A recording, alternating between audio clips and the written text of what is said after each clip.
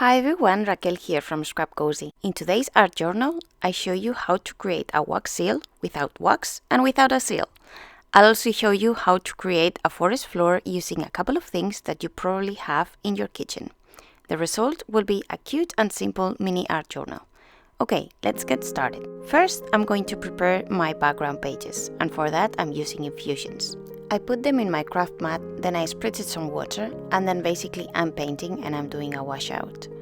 And these are like watercolor in powders basically, but it also have some walnut crystals, so both things react with water at different speeds.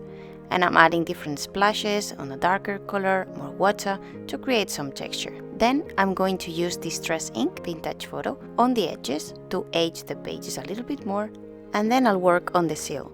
I'm selecting some leaves, and because they are very dry, I'm applying some hand cream, just because I'm going to pass them through the laminator and I don't want the leaves to crack. So I put them in this parchment paper, the one that goes in the oven, and then I pass it through. And when they come out, they are basically very flat and ready to be wax sealed.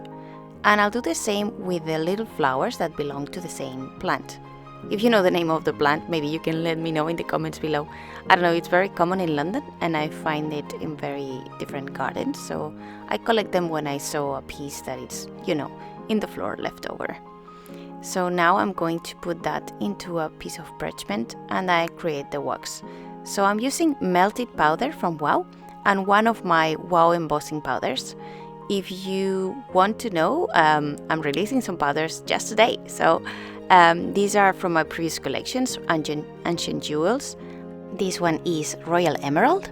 And I'm just putting a couple of little spoons. Then I'll heat set them from the bottom. This is like a piece of aluminium, like the ones that you would get in those cakes or those, pastries that you would do in the oven. So you can use a piece of that to melt everything. And once everything is melted, then you can pour it over your leaves. So I'm putting that there, and then I'm making sure that it's completely warm by applying a little bit more heat. And then I'll use a stamp, a rubber stamp, okay? Don't use a clear stamp or you're going to ruin it. But rubber stamps, they support, they can stand a lot of heat. So basically, I just did the wax seal without wax and without seal. I hope you like it. I really love this embellishment. And now I'm going to work on the rest of embellishments. So I'll do some stamping and then I'll basically color it again with Infusions, Golden Sands and Rusticar for the orange. You see many images there because they are for other art journals that I have planned. Now, because I want a smaller version of the same mushroom, I'm drawing some lines and I'll cut this out. So this one is going to be the small mushroom. And I'm just cutting it with my scissors. And after that, because I used some brown ink, I'm going to define those edges with a fine liner and add some more details. And now with the ink, again, Distress Photo, the vintage Distress Photo, sorry, I'm just aging the edges. And on the other mushroom, I'm adding some green on the leaves. So those two pieces are ready, and now I'm moving on to the background. I'm going to start by stamping the two grasses branches from ESC 26, and then I'll use other stamps from the same collection. So now I'm going to stamp in brown those grasses, and I'm keeping my mushrooms in place so I know where they'll sit, so I know exactly where they will be picking from.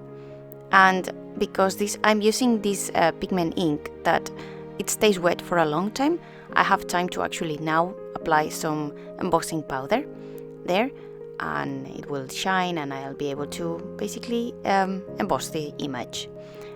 These powders, the green from it is translucent, so basically if you apply a translucent green on top of a brown, you'll see brown. You will not see green, okay? But because it also has some gold, basically you will see the gold as well. I've applied a second layer of powder because it was warm enough as for it to stick, so it was double the gold that I would get.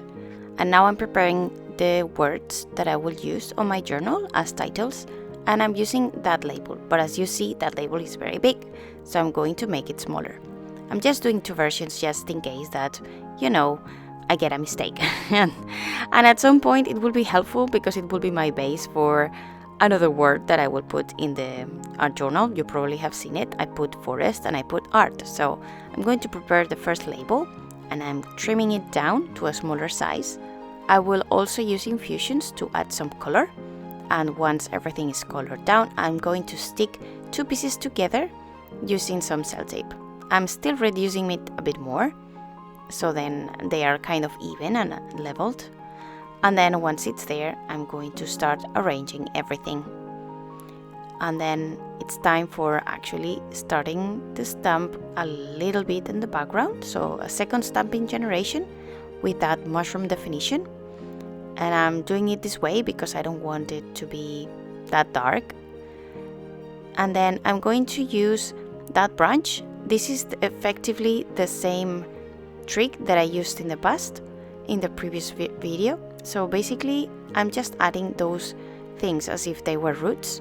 And I think they look very, very nice. So, and now I'm going to also add the mushroom definition because, well, to make the two pages to coordinate.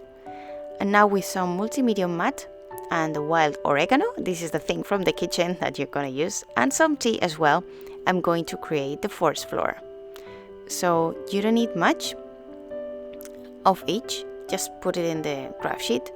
And this is a very nice way to actually use expired products. I don't know if you realized, but my tea is super, super old from 2012. So I decided to use it this time. So now it's just a matter of using the multi-medium matte to apply the different layers that you want. So I'm starting there with the tea to create like a soil. And then I started by applying, I think the best way is to actually put the multi-medium on the page rather than picking some tea with the brush as I did before. So yeah, I think it's better to just stick it to the page. So now I'm putting the title and then I put all that matte medium also on the leaves. And then I'll just make sure that everything sticks there. And for the leaves that are one on top of the other, I'll add a little bit more of that matte medium later. So I'll just cover a little bit more with that tea. And then I'll attach that leaf as I said before, making sure that it doesn't move. And I'll add now a little bit more of the oregano on top. So that would be like if there were some little leaves over there. They're very cute. So I'll do that on that page. I make sure that everything pops down, that it's not attached. And now I'll move on to the mushrooms. So I'm sticking first the small one. And once that one is in position, I'll make sure that I put the top one, the big one on top. And where I like it, I'll hold the feet or the foot of the actual mushroom there in place and stick the first part. And then I'll work on the second part. So I make sure that it doesn't move basically. A little bit more of that glue on the little branches. And then I'll work a little bit more on the floor. So just adding directly the matte medium on the page and then sprinkling the little different elements. And I'll keep on combining one, the other, and then add a little bit more of the matte medium. It will dry completely clear and matte, so you will not see it at all. I really like to work with this one because it dries super, super quickly. And you can stop anytime, but I think that if you start adding one part then the other, so the oregano leaves and then the tea, you kind of add like a mixture there and everything is seen.